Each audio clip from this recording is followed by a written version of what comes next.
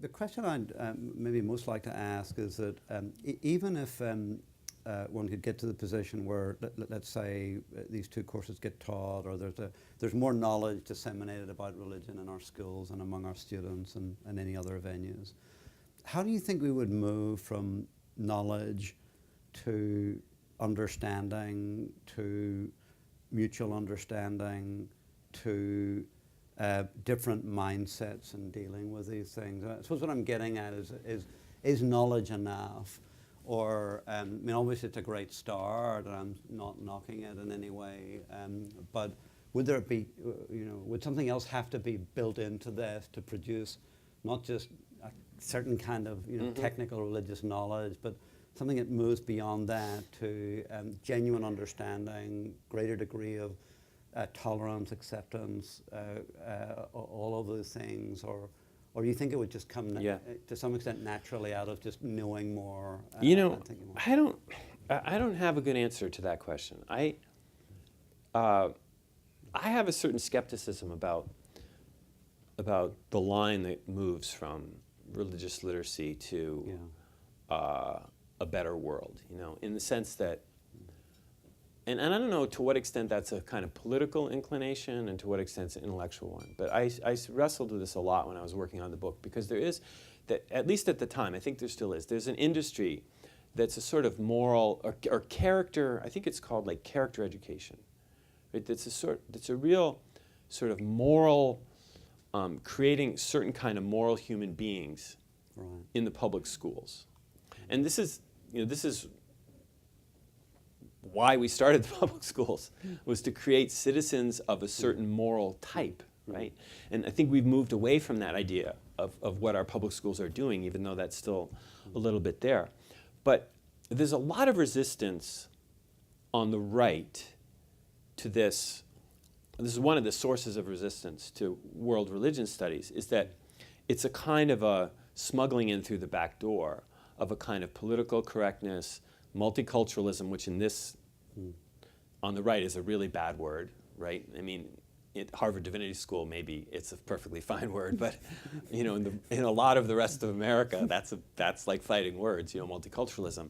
So when I was writing the book, I was trying not to do that. Because I knew there's resistance on the right to, oh, this is just like 60s, counterculturalism, And I wanted to say, no, my courses I'm proposing would just be teaching kind of just the facts about these traditions. My bar was super low. I was thinking of, either like a limbo game when, the limbo stick is like 8 feet high, or a high jump where the stick is like 6 inches off the ground, because right now people are tripping over that, and I just wanted them to be able to just get over that. So I was really thinking religious literacy is simply the knowledge you need to engage in an intelligent conversation that you'd have in a public space about religion. So that could be, is Islam a dangerous religion? What do you need to know to engage in that conversation? That's really was my idea. But of course, I do have this hope. This is part of why I'm in religious studies. I do believe that religious studies fosters a certain kind of empathetic imagination, a certain kind of sensibility. I do believe that. I believe that when you study Muslims, or you study Hindus, or you study Buddhists, and you've been raised Christian, like I was, that does something to you. If you're able to do it in a certain sort of way, with some kind of empathetic engagement, right? It's an encounter with humans who are different from you. This is what I think of the liberal arts are, right? You encounter stuff that's different. You encounter novels that you wouldn't have read. You encounter philosophy that you wouldn't have thought of. You encounter religious types or cultures or whatever. That's what, to me, the liberal arts are. So I definitely, and I believe that shapes you, that transforms you. Right. But I'm also just wary of a kind of simple line, because I think that people kill other religious people, because they don't understand them. But I also think they kill them because they understand them quite well. Right. So So I don't want to say that religious literacy couldn't be used for some nefarious means, and I also don't think that it necessarily. And here's my very long-winded answer to your very succinct questions. Is it seems to me that religious literacy is this, as I say, a kind of very low bar, and that we would want to do more. We definitely want to do more than that. Yeah. And what that more would be, we'd have to argue about. Because one thing that struck me, coming from outside this country, we were down in Washington last week, doing some events and also just wandering around the city a little bit, and there was a kind of army of 7th and 8th graders, mowing you down everywhere you go to on their civics tour, to look at the White House or the Capitol or the Supreme Court or whatever it might happen to be. And in a way, you could see how these kids were being shown, a kind of civic America and what they, should be beginning to think of devoting their loyalties to as citizens of the country. And I thought to myself, how would you do the same thing on religion with these 7th, 8th, 9th graders? Because there's no established church, there's a national cathedral, but it's not really a national cathedral, it's an Episcopal place. Whereas in Europe, where you have an established church, and there's some sense that, when English kids go around Westminster Abbey or whatever it might happen, even though there's a lot of Catholics and non-Anglicans and Muslims and all kinds of groups in England, there's this kind of residue, as there is in France or in parts of Germany, some kind of. So it strikes me that in the United States, the separation of church and state has produced, on the long haul, much greater religious membership and church attendance. And there was a more religious, however you measure it, than Western Europe. But there seems to be also a mildly secularizing dynamic in that. In other words, there's no religious establishment to which you can't bring kids to Washington and say, here is a building that you need to see that has to do with religion. And so that makes me think a little bit that, in local communities or neighborhoods, this whatever it takes to introduce people to different religious traditions and so on needs to be done, as well as the knowledge side, in other words, seeing actively how other religious traditions work and how they go about their business. Now, I remember certainly growing up in Northern Ireland, never stepping inside a Roman Catholic church. I grew up in a working class Protestant neighborhood. Never stepping inside a Roman Catholic church. The first Roman Catholic church I stepped into, I think, was in Mallorca in Spain. And I think, even to this day, I think I've been in more Roman Catholic churches in Europe than I have been in Ireland. There's just something about the way it works. And so it's getting, I sort of felt that even if I'd known an enormous amount more about Roman Catholic doctrine or theology or whatever it might happen to be, or if everyone like me in working class Belfast, East Belfast, Protestant East Belfast, knew more about all of these things, it might not have made a crucial difference. But yeah, I think that's right, and I think that's where I would head in the American case too. We have a very strong tradition of religion in the public space, which we don't bar like happens in France, and yet a collective understanding that the way you're going to do that is in an arena of tolerance, and with a certain kind of vagueness. Wow. I mean, we just heard a case in the Supreme Court yesterday, right, where about a upstate New York town meeting that is inviting, over a period of 10 years, Christian ministers to come in and give these prayers before the town meeting. And there is a continuity there with the Supreme Court, God save this honorable court, and with the prayers that are given before the U.S. Congress, before the House and the Senate, each day. We have a tradition of doing that. And yet we have a tradition of agreeing to do it in a kind of a vague way. And part of what was going on in that court case yesterday was, how vague does it have to be? And so I do think we have traditions here that is not like those kids going to D.C. and being able to go to a church and say, this is our national cathedral.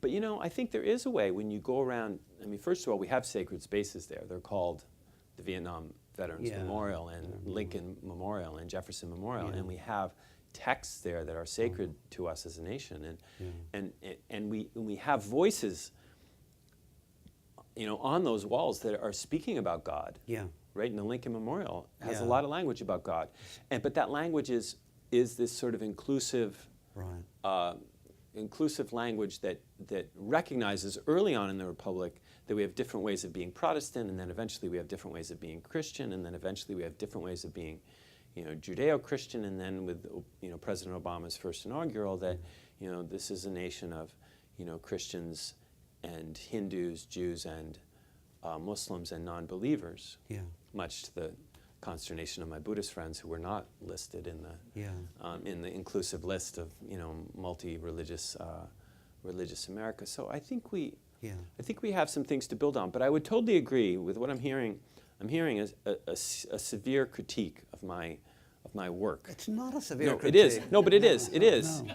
I think it's close to devastating in the sense that this really doesn't do much. Religious literacy doesn't do that much. You can't really, in other words, it's, as I've myself defined it, it's a capacity to engage in a conversation. It doesn't necessarily change us. And what we are looking for is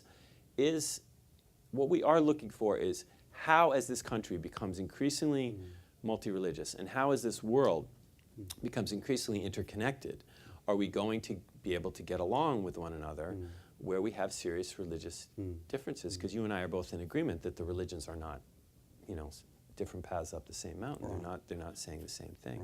So I think that's where I would go. But I want to flip the scales a little bit. Could I just maybe Sure, ask one final question? Yeah. Because as long as it's not too critical. Yeah, no, it's not a critique. What you're hearing is just jealousy of someone who writes books that don't sell the number of books you sell. So that's full disclosure. But it's kind of interesting to hear I've bought one or two of your books. And my mother. Yeah.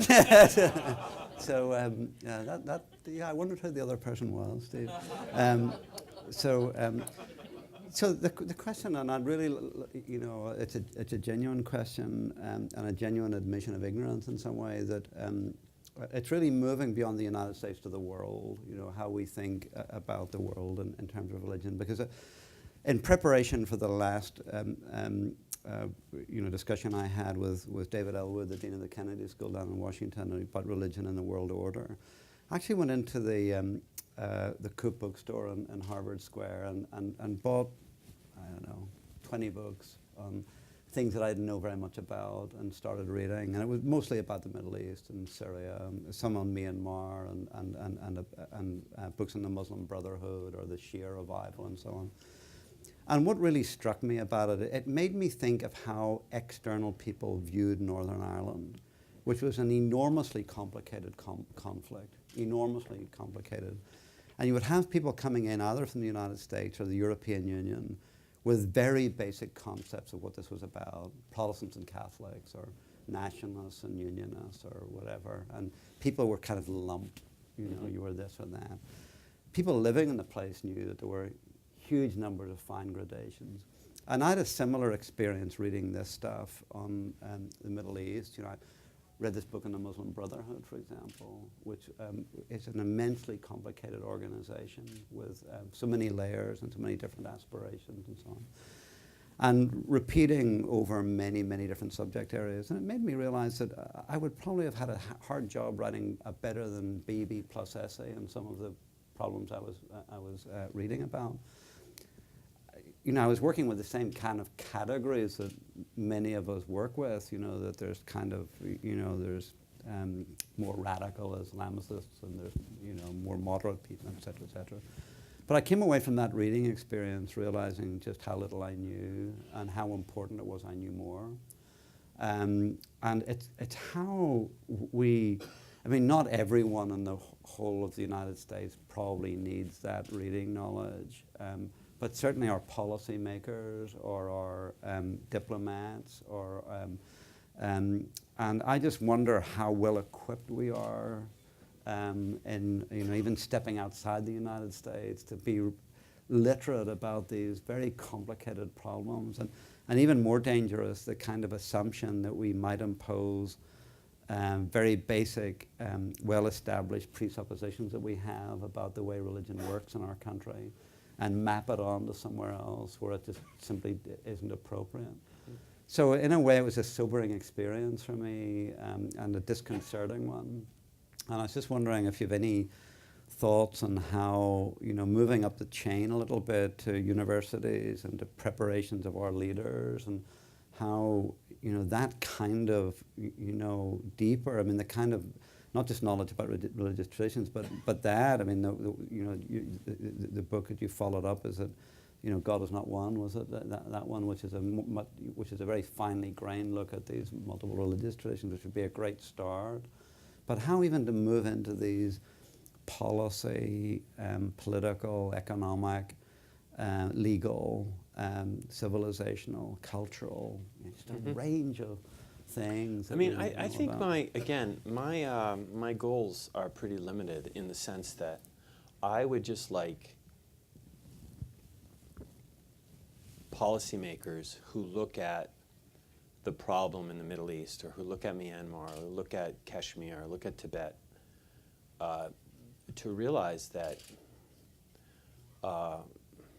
religion is a factor there, and then to realize something you realized in doing the reading, which is, gee, I don't know what I need to know about this conflict in order to make sense of it. I think, that step. That is the intellectual move, right?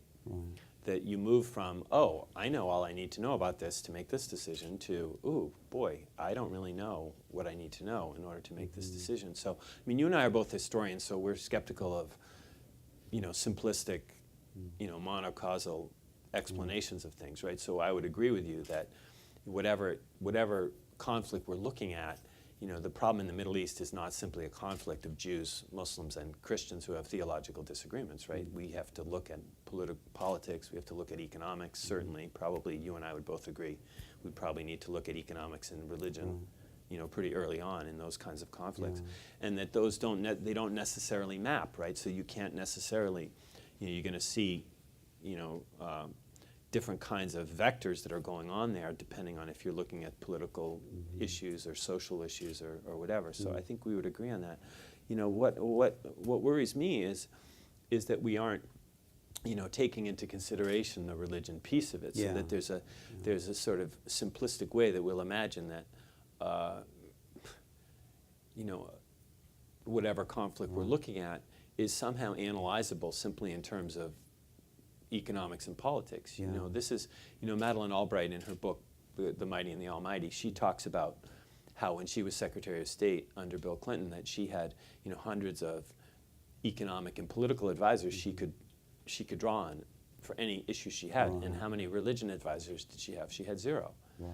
And the reason was because the assumptions of the way statecraft was done was that it had to do with economics and politics, and if you take that to an anthropological level, you say, well, that means the human being is a being that's driven by greed and power, and I think that we are driven by greed and power, but I also think we're driven by our religious passions. So part of the point of that book was to say, when we do what we do in the State Department, we need to think about religion. Now, happily, as we've discussed, and Sean Casey, who is now heading up this religion initiative in the State Department, we now have a State Department that realizes that we need to take those factors into consideration. So, in terms of how you make sense of these conflicts with all these intervening variables, God only knows. But my argument is simply that you can't make full sense of them without taking into account the religion piece of it, and it doesn't matter whether you're religious.